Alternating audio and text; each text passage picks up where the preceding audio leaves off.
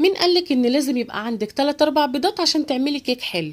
النهارده هنعمل كيكه حلوه جدا وبالتين 2 بس. هنعمل النهارده كيكه التايجر.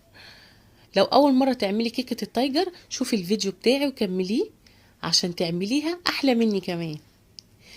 بس قبل ما نبدا الفيديو ما تنسيش تصلي على النبي وتحطي لي لايك وتشتركي في القناه.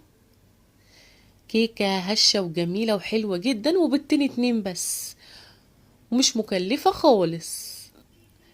عارفة ان انت هتجربيها وهتقومي تعمليها وهتعجبك جدا وهتفرحي بها اولادك. يلا نسمي بسم الله ونصلي على رسول الله. اول حاجة معانا كوباية من الدقيق. يلا ندخل الدقيق، هنشيل منه اي تكتلات. كمان كوباية دقيق تاني، يعني كوبايتين من الدقيق وننخلهم كويس جدا.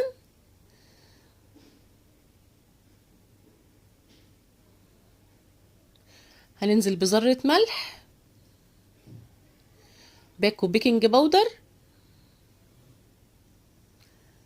انا بحب انخله عشان ساعات بيبقى برضو مكتل كده.